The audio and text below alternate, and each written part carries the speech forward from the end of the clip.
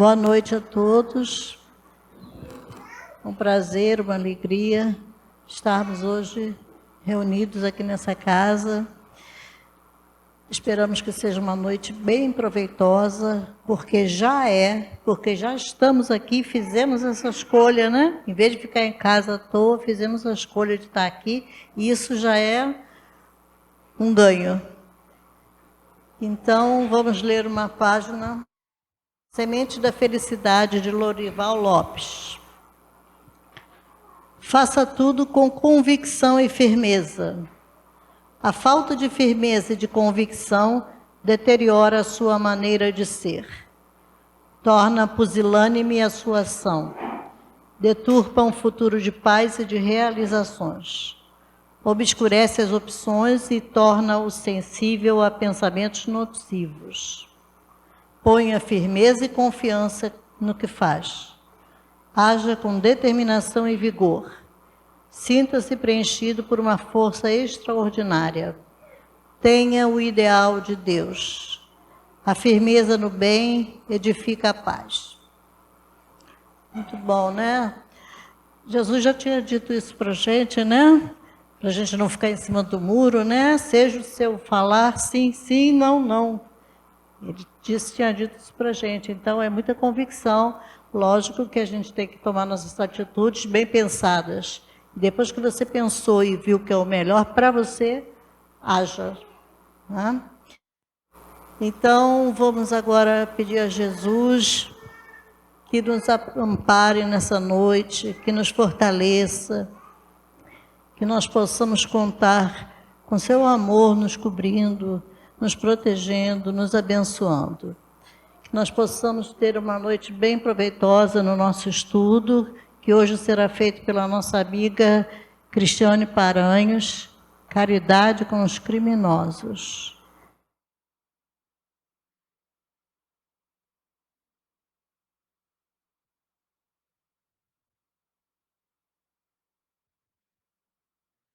Boa noite a todos. Então, hoje nós vamos falar do item 14 do Evangelho segundo o Espiritismo, do capítulo 11, que é amar ao próximo como a si mesmo. Então, já pegando aí o título do capítulo, né? Quando a gente fala amar ao próximo, é qualquer próximo. O próximo mais próximo, o próximo não tão próximo, o próximo bonzinho, o próximo que não é tão bonzinho, inclusive o criminoso, que também é o nosso próximo, né? Então, a gente vai estudar aí juntos esse item 14. Antes da gente entrar nos conceitos propriamente que são trazidos pelo Evangelho, eu vou mostrar a vocês alguns conceitos, né? Conceitos dentro da sociedade de criminoso, de crime, de lei. Então, o que a gente tem hoje de conceito de crime, considera-se crime a infração penal a que a lei imputa pena de reclusão ou de detenção, quer isoladamente, quer alternativa ou cumulativamente com uma pena de multa. Então, esse criminoso condenado, né, ele pode ter uma pena de reclusão, de detenção. Ele pode ter uma pena que seja uma multa, né? Aquilo que vai doer no bolso. Ele pode ter os dois juntos, pagar uma multa e ainda assim ficar detido, ficar recluso. E também tem a contravenção, que também é considerado um crime, e a infração que a lei imputa, pena de prisão simples ou de multa, ou de ambas, alternativa ou cumulativamente, né? Pode só pagar a multa, como pode só ficar preso, como pode ficar preso e ainda assim ter que pagar a multa. Isso está lá na lei de introdução do Código Penal. E aí o conceito de criminoso, esse eu peguei no dicionário. Criminoso, então, é um bandido, né? Aquele que infringe as leis, o Código Penal, que comete infrações ou crimes. Aquele que tem uma ação socialmente reprovável, condenável perante a sociedade, que infringiu alguma lei ou que teve alguma ação criminosa. Quer dizer, são diversos conceitos de criminoso, né? A gente joga lá no Google e vem esses daí e muito mais. Então, a gente tem, por enquanto, o conceito do crime, o conceito de criminoso. E agora a gente vai ver como a lei age dentro da sociedade e como ela age dentro das diferentes sociedades também. Então, aqui eu trouxe as penas ao longo do tempo, né, que elas vão mudando. Isso daí é do século XVIII e em Paris, uma condenação que foi feita por parricídio. Parricídio é o assassinato do pai, da mãe ou de algum parente direto.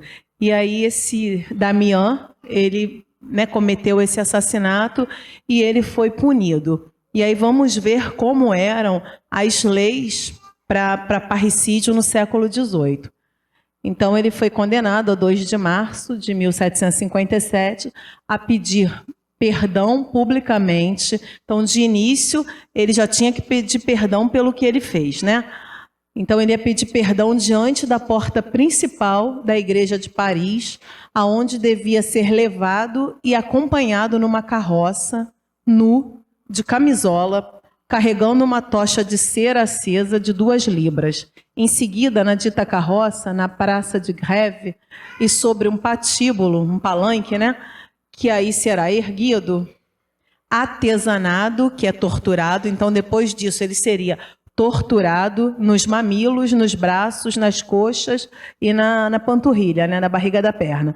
Sua mão direita segurando a faca com que ele cometeu lá o parricídio, ela ia ser queimada com fogo de enxofre e as partes em que será torturado se aplicarão chumbo derretido, óleo fervente, pinche em fogo, cera e enxofre derretidos conjuntamente, e a seguir seu corpo será puxado e desmembrado por 4 cavalos e seus membros e corpo consumidos ao fogo, reduzidos a cinzas e suas cinzas lançadas ao vento. Essa parte que fala dessa punição, dessa pena, está no livro Vigiar e Punir, do Foucault, logo na introdução. E vai mais além, que ele, quando os cavalos, né, os 4 membros são presos e os cavalos são atiçados para correrem, teria que correr cada um para uma ponta diferente. Então, eles não correm da forma que deveria ser.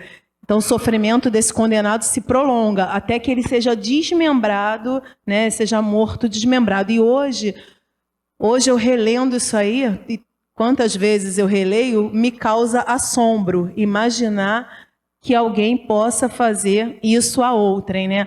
E se a gente pensa, infelizmente, ainda nos dias de hoje, existem muitas punições severas, mas a gente sabe que, pelo menos por parte da lei, não há, ou não deveria haver, né, legalmente falando, não deveria haver mais esse tipo de punição, né? O cara cometeu lá, assassinou o pai ou a mãe, e ele recebe uma punição para esse tipo de crime e vai cumprir a pena que ele recebeu, que aqui no Brasil seria uma pena de detenção. Em outros países poderia ser a prisão perpétua, poderia ser a pena de morte, né? Aqui a gente tem um tempo limite, que eram 30 anos e agora mudou, em 2019 mudou para 40 anos. É o tempo máximo no Brasil que alguém pode ficar recluso. Tá? Mas era assim, tá? Século XVIII, em Paris, na França, era isso. E aí a gente muda, traz para cá, para o Brasil, para o século XXI, dos crimes contra a vida, como o anterior, né? Também um crime que seja cometido contra a vida. O artigo 121 é que trata do crime de homicídio. E ele pode ocorrer na modalidade culposa ou dolosa, né? Culposa quando não há intenção de matar e dolosa sim. A pena é de 6 a 20 anos, não excedendo 40 anos para penas privativas de liberdade. Aí eu trouxe até ali a ilustração do antigamente, né? Que as pessoas eram enforcadas, eram guilhotinadas ou eram desmembradas. E aí, assim, a gente vê que ao longo do tempo essas leis vão mudando, né? Elas são aparentemente mais severas ou mais brandas de acordo com a necessidade da época. Lá em 1700 e alguma coisa, do primeiro texto lá em Paris, era o necessário, ou era o que sabiam fazer naquela época. Hoje, graças a Deus, a gente já não precisa mais desse tipo de penalidade, né? A gente retira o indivíduo da sociedade e ele cumpre o tempo previsto em lei até que ele possa retornar ao convívio social. Mas, para que eu trouxe esses dois exemplos antes da gente entrar no assunto propriamente dito? Para mostrar justamente isso, que ao longo do tempo as leis humanas vão se modificando de acordo com as nossas necessidades, de acordo com o nosso entendimento, de acordo com a nossa evolução. E aí a gente entra agora no livro dos Espíritos, né? E Kardec pergunta lá, é eterna a lei de Deus? Eterna e imutável como o próprio Deus. Então a única lei que é eterna e que não muda é a lei de Deus. A nossa vai mudando de acordo com a nossa necessidade e o nosso entendimento. Como se pode definir a justiça? A justiça consiste no respeito aos direitos de cada um. E assim, a gente tem direitos escritos, né? Desde 48, que foi quando foi feita a Declaração dos Direitos Humanos, a gente tem ali minimamente garantidos os nossos direitos. São 30 artigos que conferem direitos para todos os seres humanos. Então, um parênteses aí é que muito me espanta quando as pessoas falam assim, lá vem os direitos humanos, direitos humanos para humanos direitos.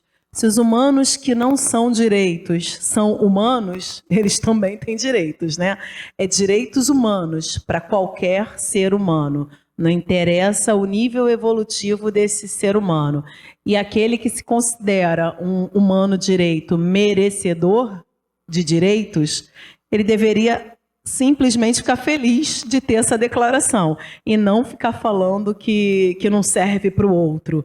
Porque se ela deixa de existir, ela deixa de existir para todo mundo, né? Para o humano direito, para o humano em processo de evolução, que, aliás, somos todos nós, né?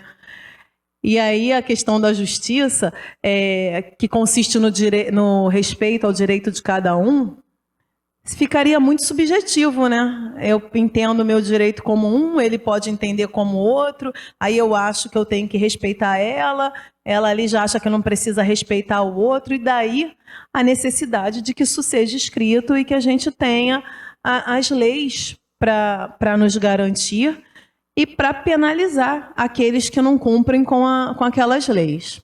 Diferente, voltando aí, da lei de Deus, que é eterna e imutável. Mas aí o que determina esses direitos que está na pergunta 875? São determinados por duas coisas, a lei humana e a lei natural. Como os homens fizeram leis apropriadas aos seus costumes e ao seu caráter, essas leis estabeleceram direitos que podem variar com o progresso. É o que a gente viu nos dois slides anteriores, né? Uma lei criada lá no século XVIII que podia decapitar, que podia desmembrar, que a tortura ali te agonia só de ler, né? Imagina visualizar ou está sendo torturado daquela forma, mas foi criada pelos homens, né? E que vai variando com o progresso. Hoje a gente já não precisa mais daquilo. Vede se as vossas leis de hoje, sem serem perfeitas, já não consagram os mesmos direitos que as da Idade Média. A gente pensa e pode pensar também no fazer política de antigamente, quando isso a gente estuda em história, né? Quando algum político, que em sua maioria eram os reis no passado, no absolutismo e tal, e quando eles eram destronados, na maioria das vezes eles eram decapitados, né?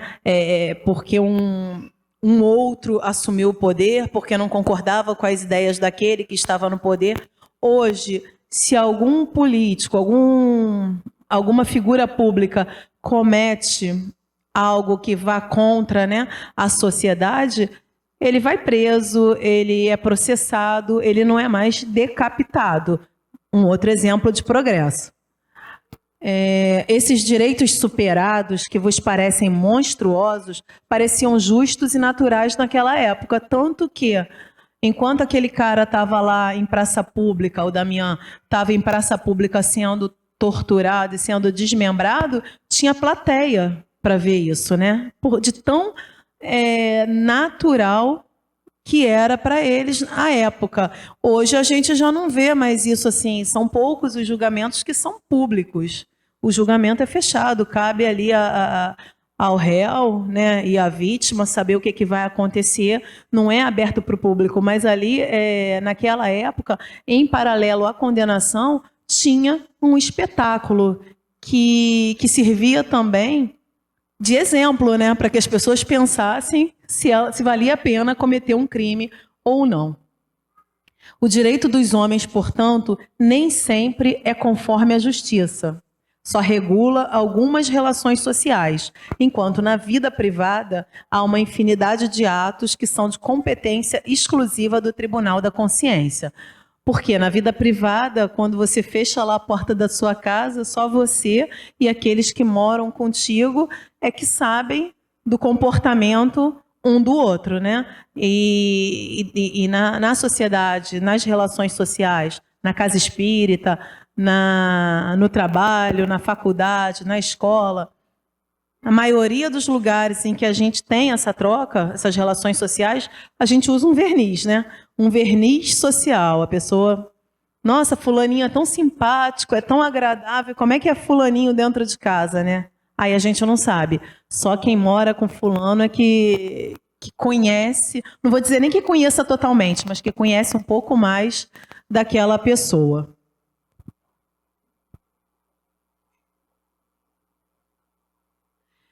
E aí a gente não está falando de caridade com os criminosos? Então a gente já falou lá de crime, de criminoso, de lei, de justiça, de direitos. E aonde entra a caridade nisso tudo, né? Vamos ver agora o que os espíritos falaram. Qual o verdadeiro sentido da palavra caridade como a entendia Jesus? Benevolência para com todos, indulgência para as imperfeições dos outros e perdão das ofensas. Ou seja, né, a gente ser benevolente, a gente tentar ser bom com todo mundo, indulgente, né, misericordioso para com as imperfeições, até porque a gente também é imperfeito, e perdoar as ofensas, algo que não é nada fácil, mas que é possível. Eu estou...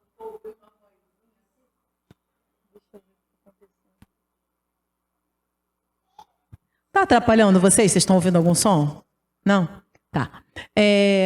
Perante a lei de Deus, somos todos irmãos, mas o criminoso é alguém que ainda não se conscientizou dessa lei, que não reconhece a paternidade divina e, portanto, não vê no outro um irmão.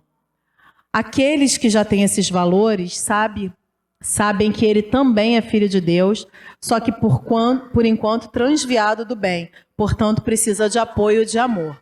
Então, todos nós somos irmãos. O criminoso é um irmão nosso? Sim. Agora, será que esse criminoso, ele reconhece Deus como pai de todos nós?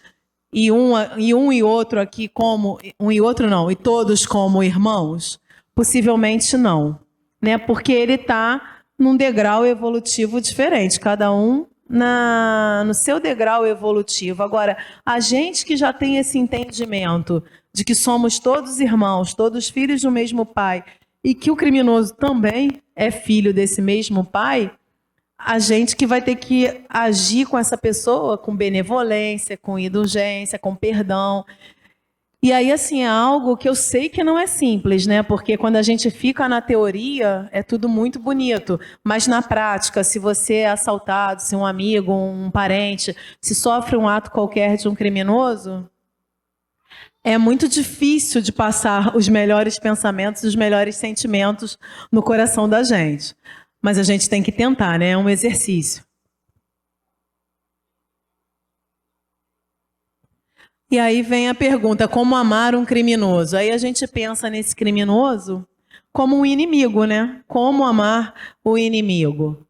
Amar o inimigo não é lhe guardar ódio nem rancor, nem desejos de vingança. é desejar-lhe o bem e não o mal. É experimentar júbilo em vez de pesar com o bem que lhe advenha. É socorrê-lo em se apresentando a ocasião, retribuir-lhe o mal com o bem, sem a intenção de o humilhar.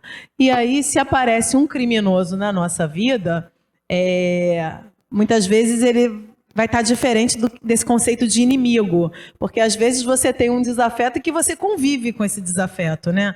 Vamos pensar em ambiente de trabalho. Às vezes tem pessoas lá que a gente não gosta muito, mas a gente tem que conviver. E aí a gente pode aplicar isso tudo aqui.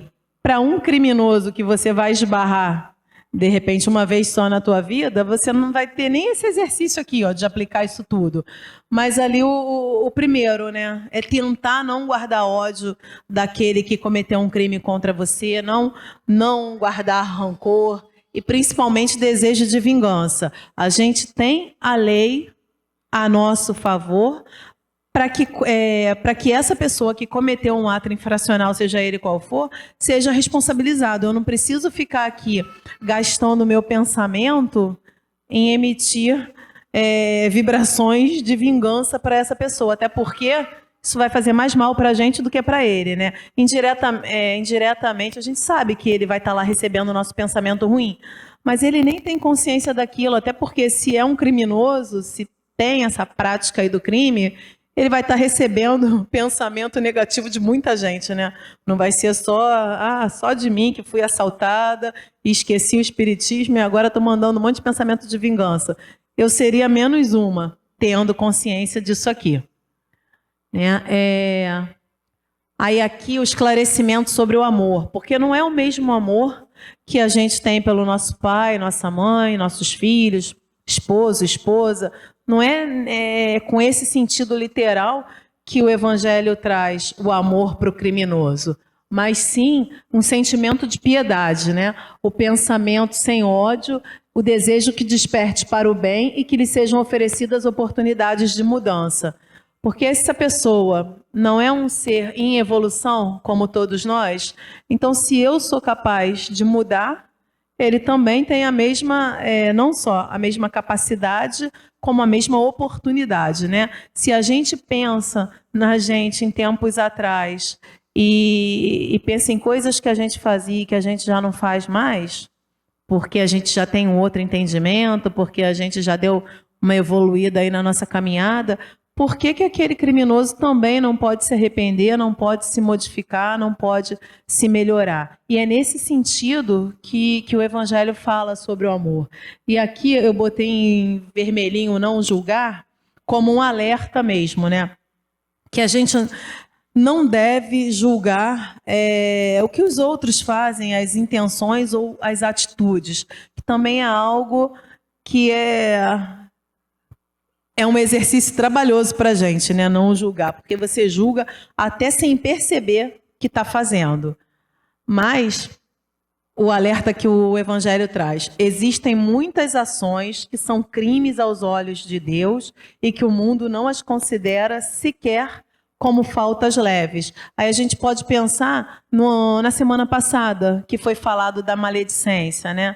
O quanto quais proporções a maledicência pode trazer para a vida de uma pessoa, né? E aquele que disseminou lá a fofoca, ele pode falar assim, mas é uma coisinha tão bobinha, tão pequenininha, bobinha, pequenininha para ele, porque a repercussão que aquilo teve, e que legalmente falando, espalhar uma fofoca, pelo que eu saiba, não é motivo de crime, né? Não é crime, não é punição, não tem nenhuma lei aí para o fofoqueiro. Mas e aos olhos de Deus? Como esse irmão é visto aos olhos de Deus? Então, quando a gente está julgando aquele que comete um ato ilegal, né? Um ato contrário às leis da sociedade, a gente se sente no direito de julgar, não, porque ele é um criminoso, ele é um bandido, ele fez isso, ele fez aquilo, ele merece isso, ele merece aquilo. E você, quando está lá, que a gente falou anteriormente, quando você fecha a sua porta na sua vida privada, que você está lá brigando com o marido, com a esposa, com os filhos, a questão da intolerância, isso tudo, primeiro que não está nem sendo visto porque está dentro da sua casa, mas ainda assim não confere um crime diante das nossas leis humanas. Mas e aos olhos de Deus? Como ele vê essa pessoa que está cometendo todas essas atitudes errôneas, né? Muitas vezes até porque não tem noção de que está fazendo errado. Mas alguns não têm noção de que estão fazendo errado e vão reincidindo no erro justamente por não ter essa noção.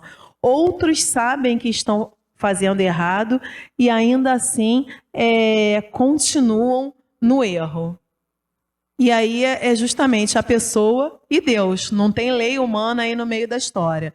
Então eu acho que antes da gente julgar alguém, a gente tem que pensar na gente, né? Eu sou um modelo de perfeição para que eu possa falar do outro? Ou ainda estou muito longe desse modelo de perfeição?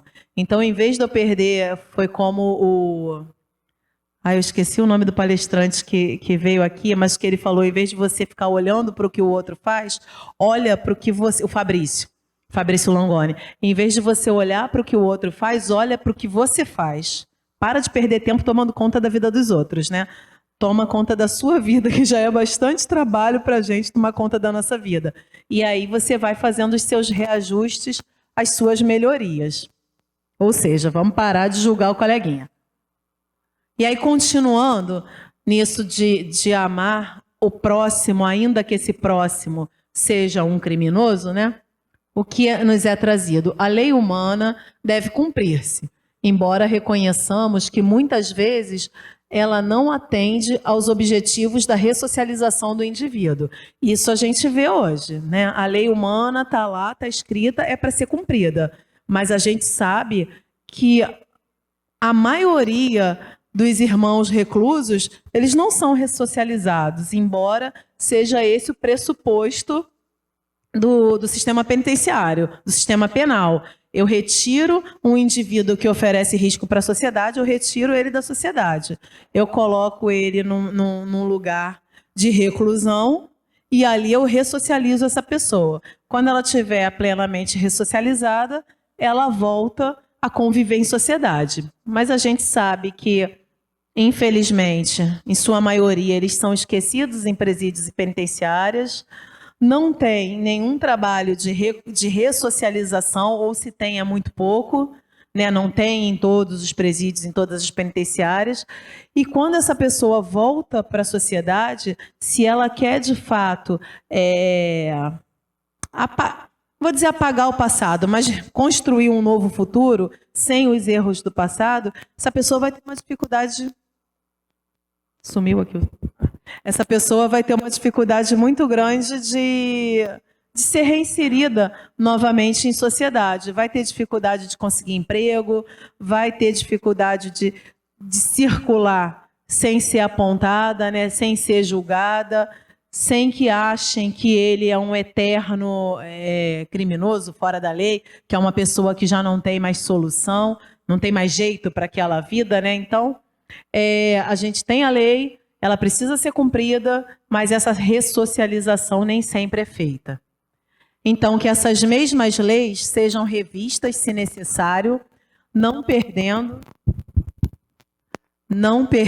de vista que seus objetivos devem acompanhar as mudanças sociais e visar sempre a recuperação da criatura que buscou a permanência no mal. Então, de novo, com outras palavras, mas está falando o que a gente já viu lá atrás, né? Que a lei vai mudando de acordo com a necessidade, de forma que, teoricamente, ela tem que buscar corrigir aquele que resolveu permanecer no mal. E se ele continuar no mal, ele vai estar sofrendo as sanções das leis humanas. O dia que ele resolver sair desse caminho torto, ele deveria também ser amparado pelas mesmas leis humanas, né? Que a pena de morte não seja desejada, pois é um atraso social, além de não resolver o problema da criminalidade. Teremos apenas mais um espírito revoltado, livre do corpo, desejoso de vingança e por mais tempo demorado no erro. Então, assim, diante de outros países, considero que o Brasil já está até um passo à frente, né?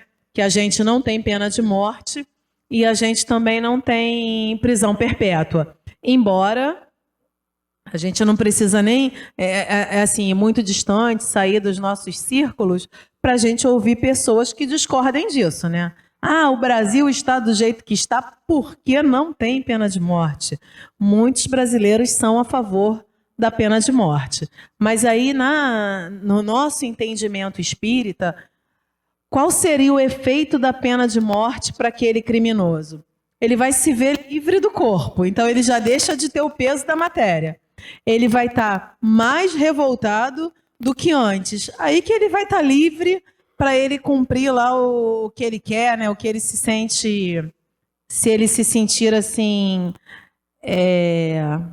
que ele possa cometer atos de vingança contra outros que tiraram a vida dele. Então ele vai estar no plano espiritual, mas vai continuar vivo, vai poder se juntar a outros que partilham das mesmas ideias, dos mesmos pensamentos, e a oportunidade dele evoluir, melhorar, ela deixa de existir? Não, mas vai demorar mais ainda, né? Se ele estivesse na carne, ele teria a oportunidade de se modificar na encarnação presente e quando for para a erraticidade já poderia estar até melhor, coisa que a pena de morte acaba não permitindo, né?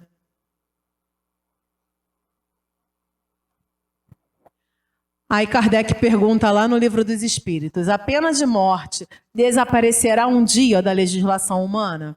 A pena de morte desaparecerá incontestavelmente e sua supressão assinalará um progresso da humanidade. Quando os homens forem mais esclarecidos, a pena de morte será completamente abolida na Terra. Os homens não terão mais necessidade de serem julgados pelos homens. Falo de uma época que ainda está muito longe de vós, né? E por mais que essa resposta aqui já seja também uma resposta antiga de mais de um século, a gente ainda vê o quanto ela é presente, né?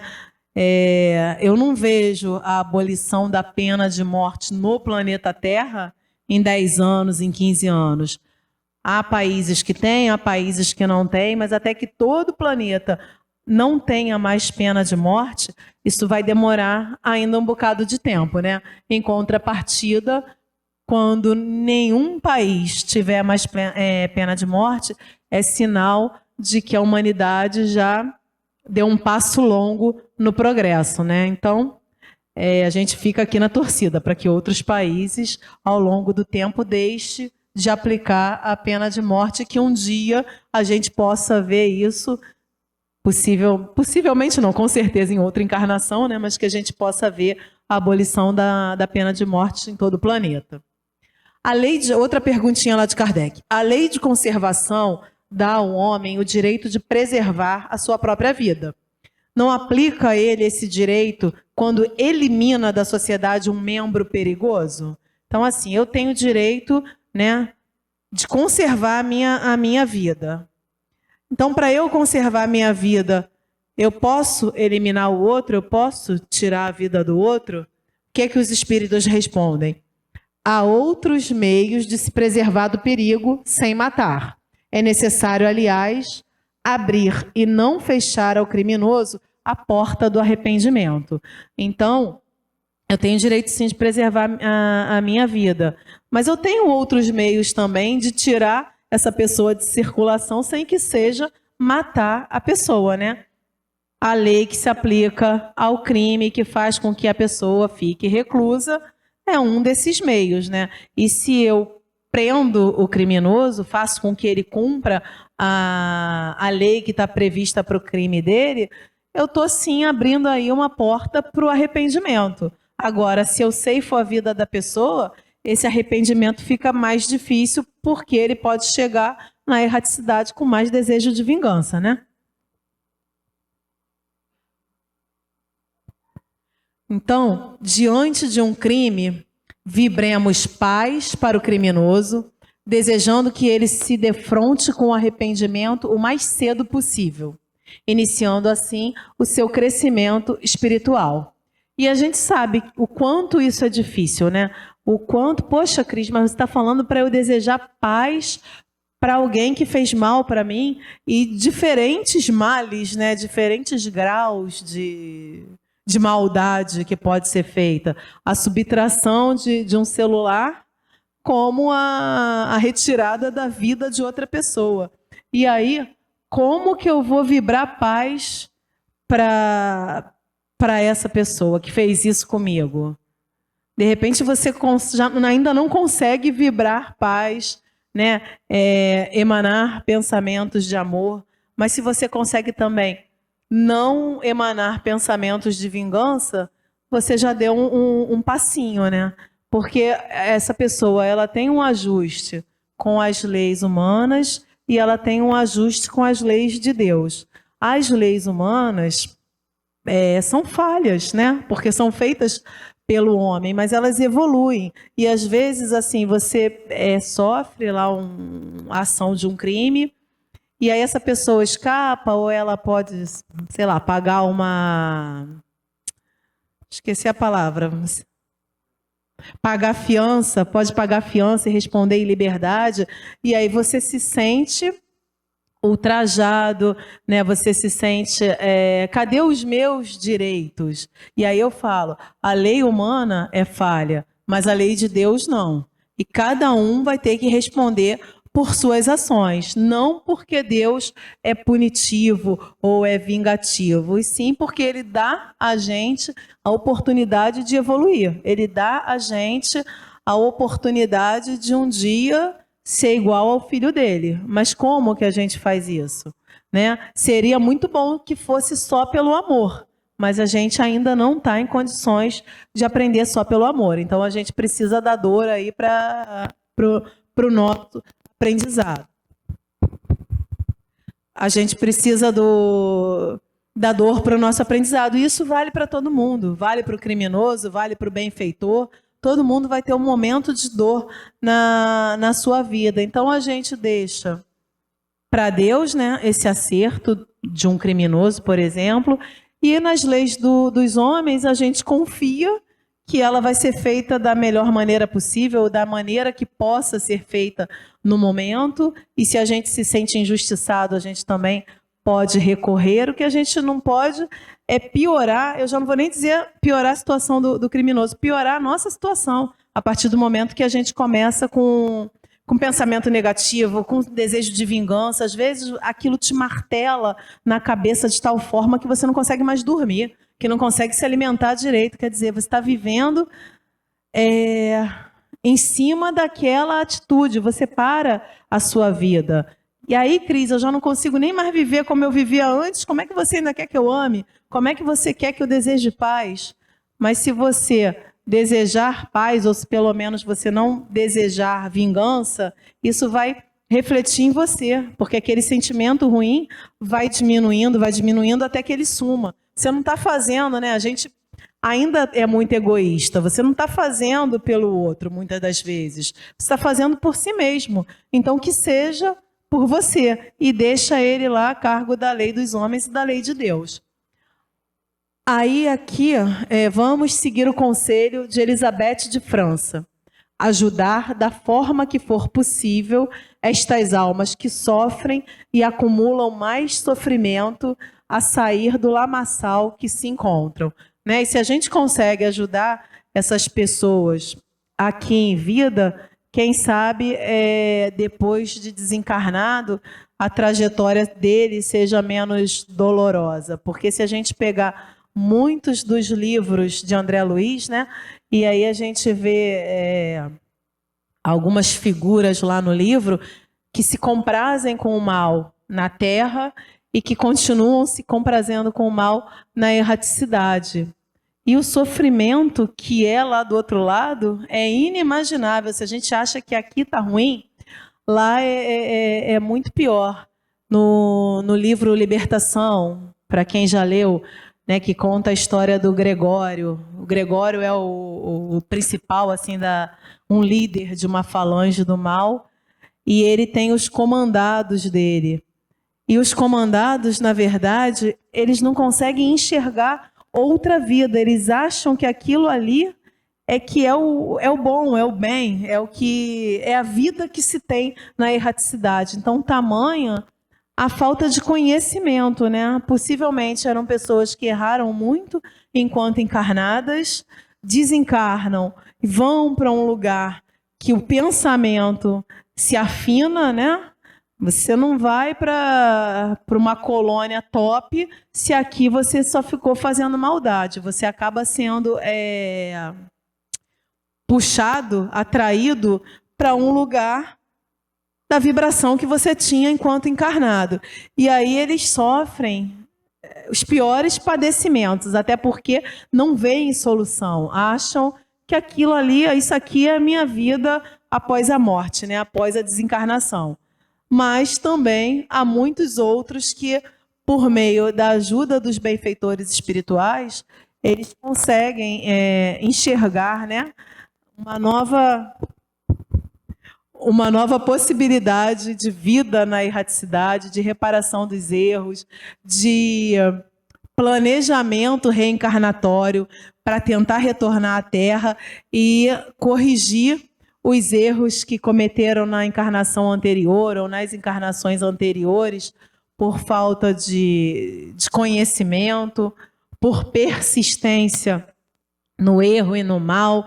Enfim, se a gente consegue ajudar não desejando vingança, se a gente consegue ajudar num momento, né, posterior, não desejando a morte do criminoso, num nível mais evoluído, fazer uma oração por aquele criminoso, a gente está contribuindo primeiro com a gente e segundo para que aquele irmão ele não incorra em erros futuros, sejam esses erros aqui na Terra ou erros futuros na erraticidade, né?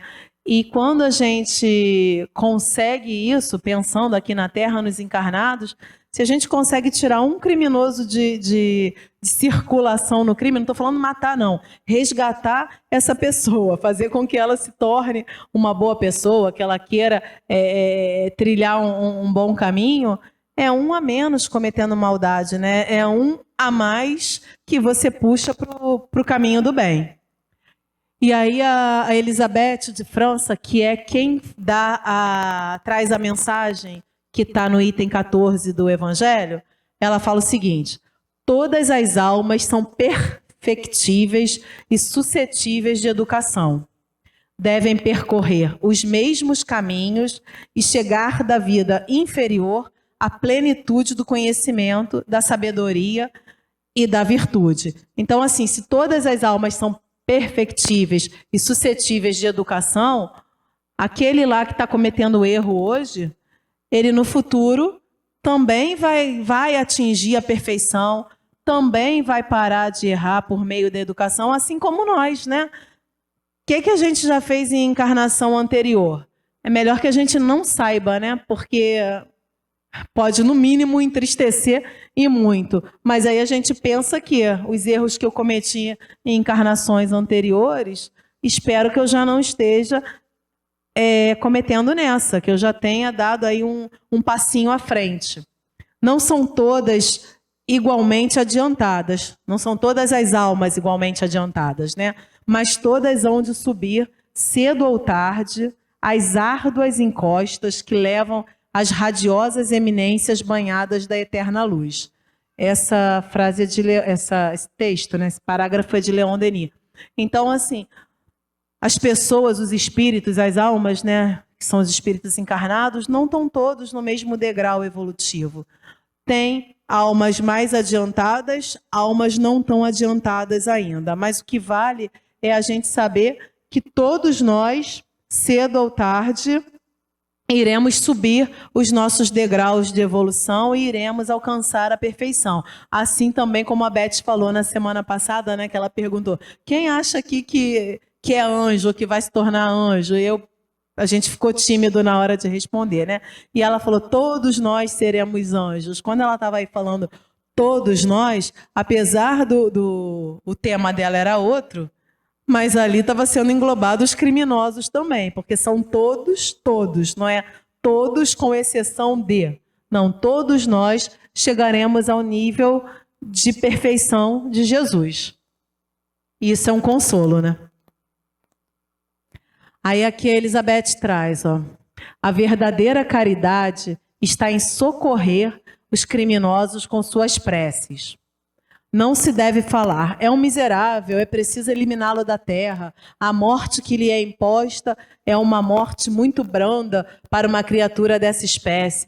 E aí as pessoas complementam, já é uma outra história, de um outro momento, mas as pessoas também falam assim, porque se fosse, não vai falar se fosse um homem de bem, mas fala assim, se fosse uma pessoa boa, tinha morrido, né? Mas como não é, ó, faz o que faz e não morre.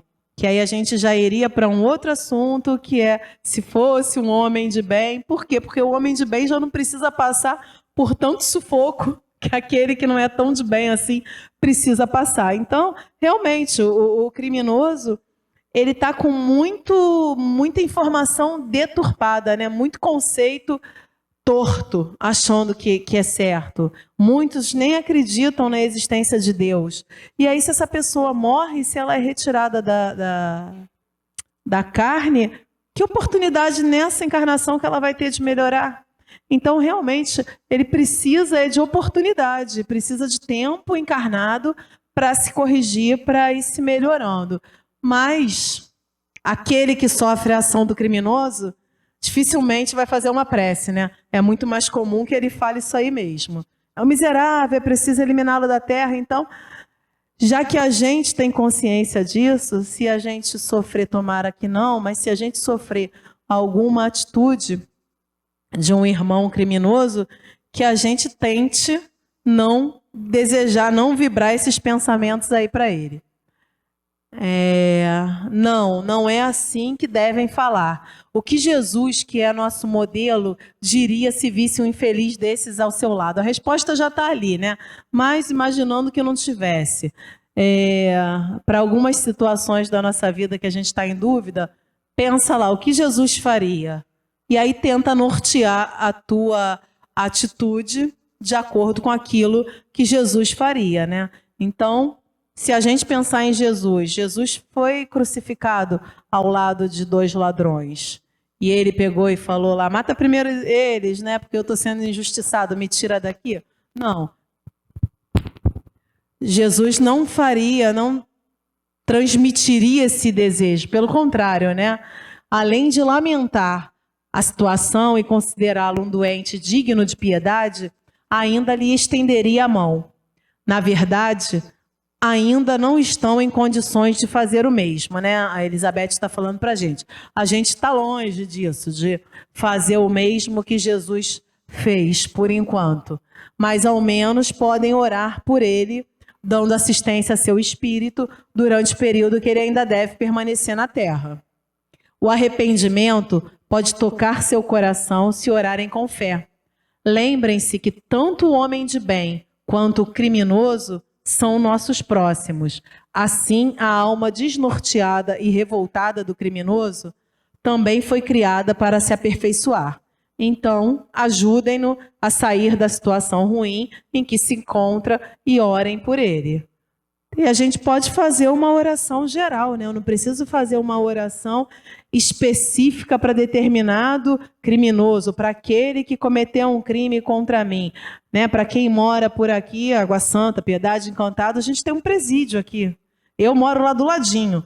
Eu passo ali todo dia, pelo menos uma vez por dia.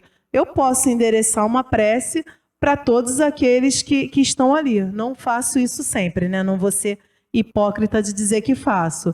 Mas algumas vezes que eu passo ali e que eu me lembro, sabe, que são irmãos meus que estão numa situação diferente e creio eu pior do que a minha, eu emano sim algum pensamento positivo para aqueles que estão ali dentro. E isso não custa nem 1 minuto do meu tempo. No trajeto que eu estou indo para a padaria, que é em frente ao presídio, eu posso estar pensando isso para eles. Na volta, a mesma coisa. E até porque o pensamento não é limitado, né? Eu não preciso nem...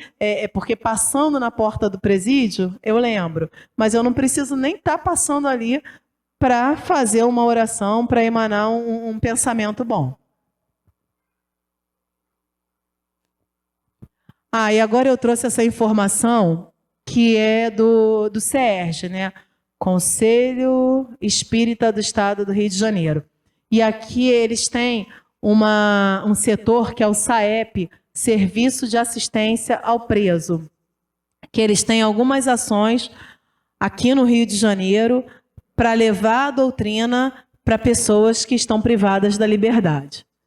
Então, o que o SAEP é? Né? Um setor da área de relações externas do CERJ, formada por um colegiado de representantes de instituições que atuam na área de assistência espírita àqueles que estão em conflito com a lei, tais como presos adultos, adolescentes em conflito com a lei, cumprindo medida socioeducativa, aqueles que cumprem penas alternativas, os que se encontram cumprindo medida de segurança em manicômios judiciários, bem como os egressos do sistema penal. Então, eles levam a doutrina para todas essas pessoas que estão em conflito com a lei, né, e estão pagando, cumprindo alguma pena, assim como aqueles que já estiveram reclusos e que hoje estão egressos, saíram do sistema penal.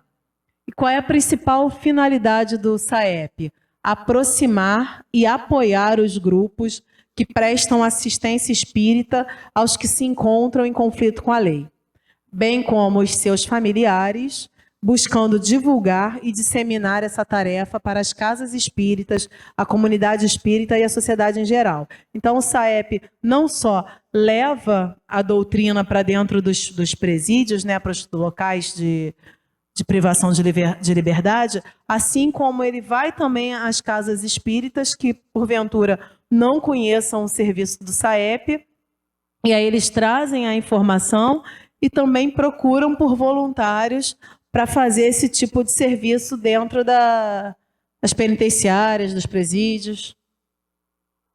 E os objetivos do SAEP são promover a realização de eventos estaduais, tais como seminários, encontros regionais, com o fim de instrumentalizar estes objetivos, né? Que foi o que eu falei, levar para as casas espíritas, mostrar o serviço do SAEP, angariar voluntários, participar de eventos promovidos pelo Movimento Estadual Espírita, capacitar o segmento da instituição que vier a ser criado para a execução do trabalho, bem como voluntários que queiram se credenciar ao trabalho. O objetivo básico do SAEP é, portanto, propiciar que se leve a doutrina espírita aonde quer que haja um preso neste estado, atendendo ao convite feito por Jesus. Estive preso e fostes me visitar. E aqui embaixo é o e-mail do SAEP, se alguém tiver interesse em buscar mais informações, saep.cerj@gmail.com. Meu marido, ele faz esse trabalho de vítima do judiciário e agora decidiu fazer reunião de arrumar ele também uma ligação. Então, quer dizer, eu estou falando que fez um trabalho difícil, importante, e se alguém quiser saber a informação de feito do trabalho, estamos à disposição, tá? Para ajudar, que é muito bem-vindo. Eu conheço algumas pessoas que fazem o serviço e eles estão sempre em busca de voluntários, né? Porque já não são muitos e nem todos permanecem por conta mesmo da dificuldade. Agora, aqueles que fazem parte se sentem muito recompensados. As pessoas que eu já conversei sobre conseguem verdadeiramente ter um sentimento... ter um sentimento positivo lá pelos irmãos encarcerados e estabelecem relações de amizade, né, que se prolongam para depois da reclusão. As pessoas saem do sistema penal e eles continuam fazendo parte da vida um dos outros. Conheço pessoas também que escrevem cartas para os presos. Uma moça, ela começou a escrever, o marido dela trabalhava numa delegacia espírita, os dois, né, ela e ele trabalhava numa delegacia e ele falava com ela, fulano foi preso hoje, assim, assado, a situação dele. E aí um dia ela perguntou para o marido, eu posso escrever uma carta para ele, você entrega? Aí o marido, entrego. Então ela começou com esse contato ali na delegacia e expandiu aquilo para presídio, para penitenciária, porque o próprio amigo, né, que se tornou amigo dela, falava: eu tenho um amigo aqui que gostaria muito de receber uma carta, porque são pessoas que às vezes não têm nem contato mais com a família e tal. E aí ela começou a escrever para outras pessoas, ela escreve para presídios aqui do Rio e de outros estados, e criou um grupo, que o nome do grupo é Cartas de Luz. E mantém contato com encarcerados de diversos estados do Brasil, e eles se sentem muito bem ao receber essas cartas, né? E ela falou uma vez que eles tinham ela na condição de anjo, a minha anja. E ela falou: não tenho nada de anjo. Eu sou assim como ela tenta trazer para a realidade justamente isso. Eu sou tão real e tão falha como você. Mas se eu já consigo fazer algumas coisas boas, né? Que já, né, não estou mais correndo o risco do encarceramento, você também consegue trazer ele para outra realidade, fora da realidade da detenção. E o trabalho está fluindo e ela gosta muito. O trabalho, ele salva muitos presos. Marcos tem pessoas que até hoje ligam para ele, ex-familiares, né? Que saíram e ligam falando: poxa, Marcos, agora a gente uma situação assim, mas lembra, né? Da sua palavra, o nosso estudo, eu não vi, não cometi, não escorreguei. Então, é um trabalho difícil, é um trabalho de recompensa muito, porque salva vida. Sim, porque as pessoas levam, né? E é um trabalho educativo, né? E assim, a minha opinião, que não há mudança possível que não seja por meio da educação. E a educação, tanto a educação formal nos bancos das escolas, como a educação informal, que é esse um exemplo, né, que o SAERJ faz. Ele leva a doutrina espírita como uma forma de educação do espírito, que é mais importante até do que a educação do corpo, né? Está levando uma educação para além dessa encarnação. E aí as pessoas nesse grupo falam justamente isso, que quando eles pensam em escorregar, eles lembram do trabalho do SAEP, e muitos fazem contato com os voluntários justamente para agradecer, para dizer: graças à sua palavra, ao estudo que você trouxe, ao conhecimento que eu tenho hoje, eu consegui resistir à tentação do mal. Então, gente, se quiserem, né, tá aí o e-mail do SAERJ e a nossa irmã, qual é o seu nome?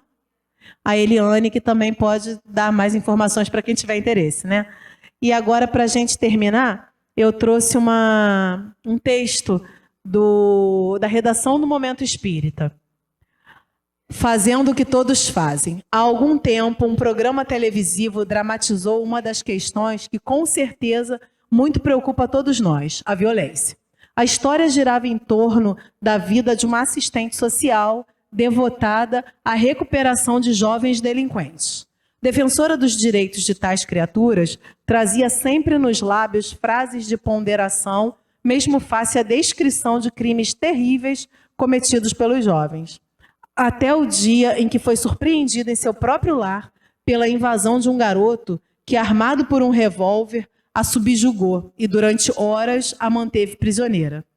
Nesse período, despejou a sua raiva em gestos e palavras, levando a profissional à exasperação. Depois de exaustivas horas de ameaças e agressivas atitudes, ela conseguiu tomar de uma arma e a apontou na direção do seu agressor. Nesse instante, o povo opinou e decidiu, ante 3 alternativas, qual deveria ser o desfecho do drama: perdoar, entregar o delinquente à lei ou vingar-se. De forma maciça, as pessoas optaram pela última alternativa. Então, como é o povo que decide nesse programa, o jovem foi abatido com um tiro no peito. Ante o seu conflito, ao perceber o que fizera, a senhora teve amenizado o seu arrependimento por um amigo que afirmou: você não fez nada além do que qualquer outro faria em seu lugar. Afinal, ele não passava de um criminoso. O que nos surpreendeu foi justamente a votação das pessoas, optando pela vingança, ou seja, pela sumária execução do delinquente. Será de nos surpreendermos que a violência abunde no mundo quando nós mesmos trazemos a informação e a predisposição à agressão, à destruição? E se fosse o nosso filho o agressor, teríamos a mesma disposição? compete-nos pensar um tanto mais a respeito das delicadas questões da vida e do que nos prescreve o Evangelho como salutar medida. Recordar que Jesus perdoou os seus algozes.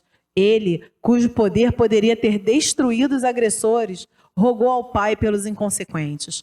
Pensar o quanto erramos dilapidando a lei divina e, contudo, nosso Pai não nos extermina.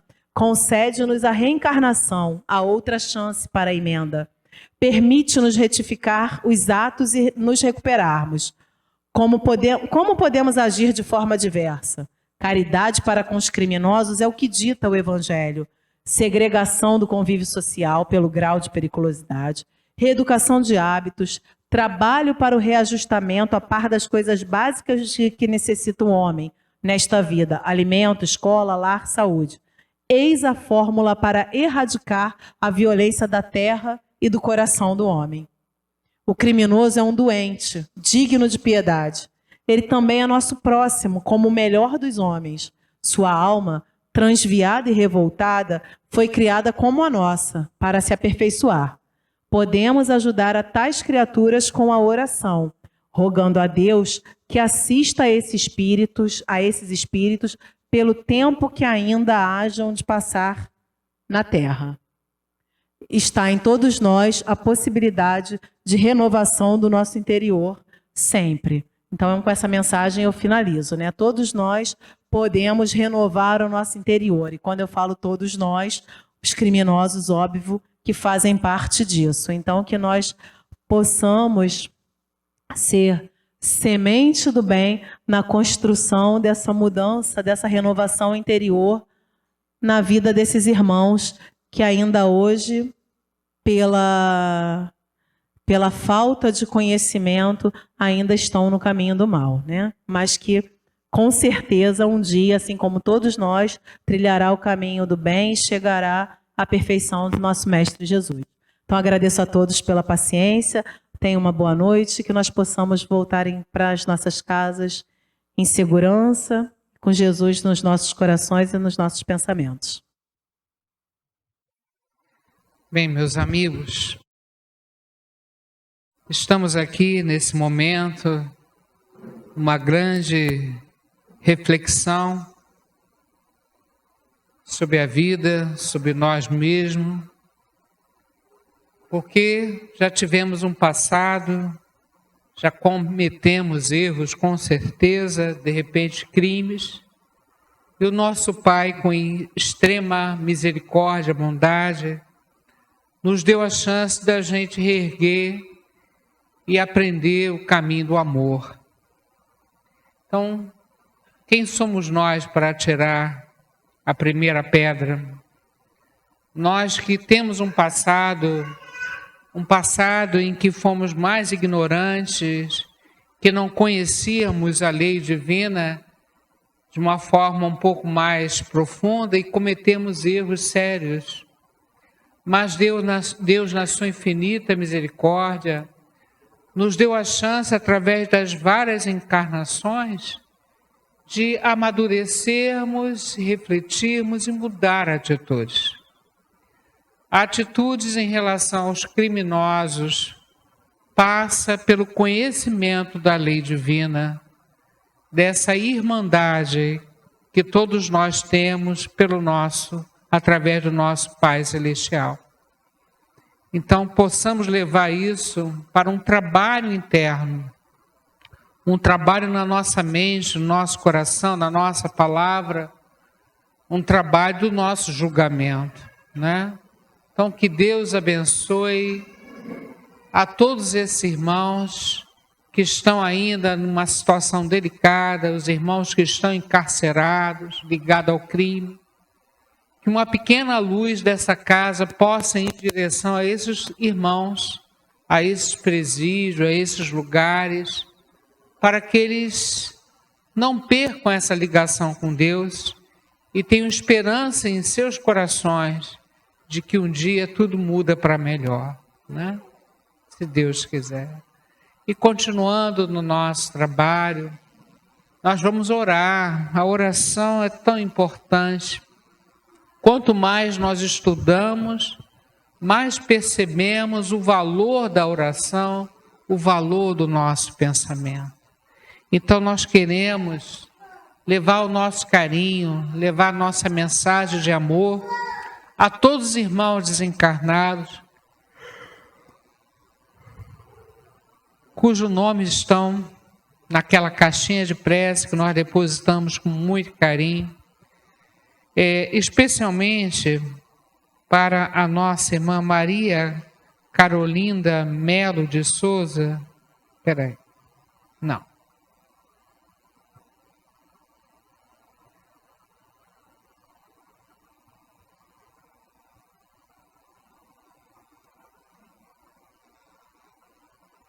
Para Maria Clara de Carvalho Varajão. É uma criança que desencarnou, que Deus possa abençoá-la no retorno ao plano espiritual. Agora estou na dúvida desse nome aqui, Maria Carolina. Quem me deu esse nome? É isso aqui, é visita médica? É prece, desencarnou? Ah, porque está com endereço. Então é isso mesmo. Maria Carolina Melo de Souza, né? Morava na Travessa Padre Macário, número 44, Varjota, em Ceará. Ela voltou ao plano espiritual, que ela seja muito bem recebida, com muita paz, com muita harmonia. E todos os nomes que nós temos no nosso coração, na nossa mente, todos eles sejam envolvidos nessa luz maravilhosa. E pedimos, Pai nosso, que estás no céu, santificado seja o vosso nome. Venha a nós o vosso reino. Assim na terra como no céu. O pão nosso de cada dia nos dai hoje. Perdoai as nossas ofensas, assim como nós perdoamos os nossos ofensores. Mas não deixeis cair em tentação. Livrai-nos de todo mal, que assim seja. Que esses nossos irmãos recebam o nosso abraço. Está faltando uma pessoa, a nossa irmã Célia. Cadê a Conceição? Eu não estou vendo.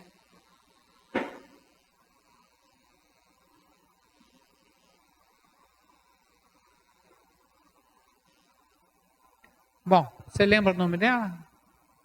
Não, né? Aquela palestrante que vinha dar palestra, né? Uma senhora, Dona Célia, ela cumpriu a missão dela, retornou ao plano espiritual. Então nós temos uma gratidão muito grande à nossa irmã Célia. Ela esteve aqui na nossa casa com a sua palavra leve, tranquila, né? E nos ajudou em várias situações. Então a gratidão desta casa, eu peço aos amigos espirituais que possam localizá-la e levar esse carinho, essa energia, essa gratidão por todo o trabalho que a nossa irmã Célia Costa de Oliveira, né? Ela desencarnou no Hospital Salgado Filho, na unidade coronariana, que ela receba esse carinho da gente e essa torcida para que ela esteja muito bem no plano espiritual, né?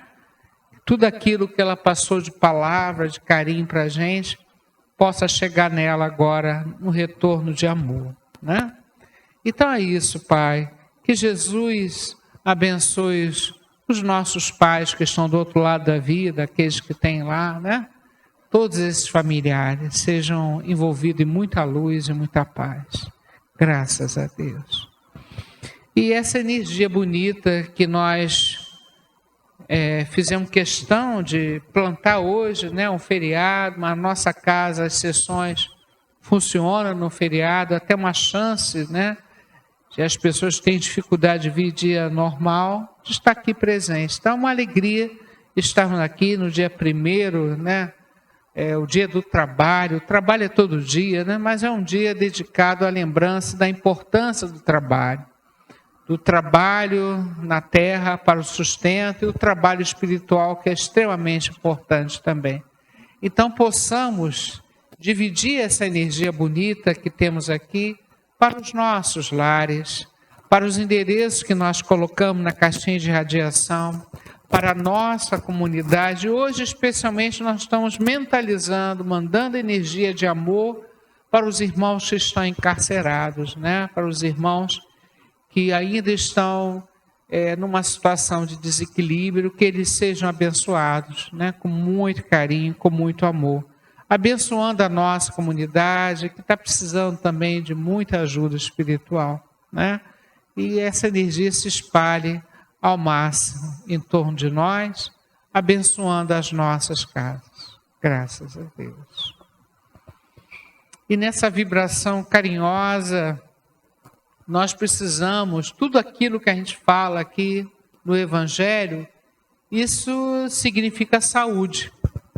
Quando nós conseguimos equilibrar os nossos sentimentos, as nossas atitudes, estamos semeando mais paz, mais saúde ao nosso coração.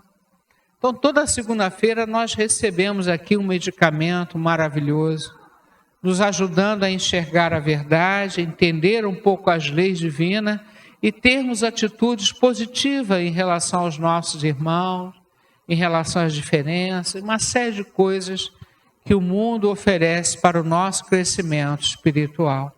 Então, é a saúde mental e a saúde física.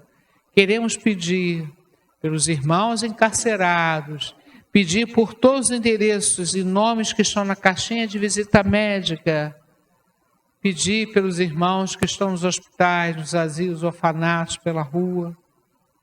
Todos esses irmãos sejam abraçados por essa luz, né? Todos sejam envolvidos nesse amor.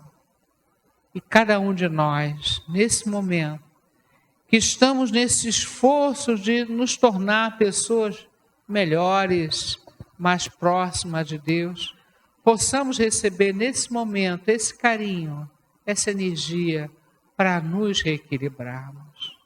Vamos, Jesus, passear na minha vida. Quero voltar aos lugares em que eu estive só. Quero voltar lá contigo, vendo que estavas comigo. Quero sentir teu amor a me embalar. Cura, Senhor, onde dói. Cura, Senhor, bem aqui. Cura, Senhor, onde eu não posso ir. Cura, Senhor, onde dói. Cura, Senhor, bem aqui. Cura, Senhor, onde eu não posso ir. Que a misericórdia divina venha até nós, nos reequilibrando, nos fortalecendo, para continuarmos nessa busca, na nossa caminhada de paz e harmonia na terra. Obrigado, Senhor, por essa oportunidade e que essa energia bonita se espalhe em torno de nós, fluidificando as águas do ambiente e dando esse brilho na nossa alma. Graças a Deus. Vamos à última parte, o passe ainda coletivo, né, para a gente poder acabar um pouquinho mais cedo, mas que tem o mesmo efeito. Então vamos nesse trabalho de amor, né?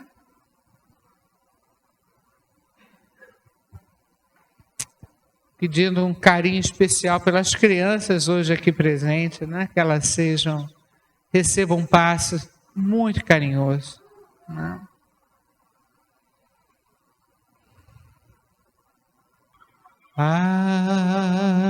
Ave Maria, Virgem do céu, Santa de amor, em teu olhar toda a magia da luz que brilha do olhar do Senhor. Venha a nós a graça que esplende de vós. Venha a nós vosso amor. Dai-nos paz, amor e felicidade. Aqui na terra onde andamos ao léu, fazei triunfar no mundo a verdade. Ó vós que sois a rainha do céu, Ave Maria. Essa energia de Nossa Senhora, esse mês, né, de maio, para aqueles que são devotos, né, de uma forma diferenciada, profunda, a nossa irmã, né, Maria, a Nossa Senhora que chamam Nossa Senhora de Fátima, né? É tudo uma coisa só, é tudo uma energia amorosa que essa nossa irmã querida nos responde, como está respondendo agora, reequilibrando a nossa mente, reequilibrando nossas células, o nosso corpo físico. O nosso muito obrigado a Maria, a Jesus, a Deus, aos amigos espirituais da casa, os mentores da casa, por essa oportunidade. Um agradecimento especial à nossa irmã Cristiane Paranhos, porque ela entrou em cima da hora, aceitou o compromisso e nos trouxe um belo estudo, né? Que Deus abençoe a nossa irmã. E, enfim, que Deus abençoe cada um de nós, que possamos retornar aos nossos lares com muita paz, com muita alegria, com muito amor, renovados, com muita segurança e alegria de viver. Que Deus abençoe a nossa terra de escola querida. Muito obrigado pela presença de vocês aqui no feriado, né? Que Deus abençoe a semana de todos. Lembrando que quinta-feira nós temos sessão às 15h da tarde. E lembramos também nos nossos grupos de estudos, né? No nosso jornalzinho fala bem desses grupos. Então vamos estudar, gente. Uma boa noite e até a próxima, se Deus quiser.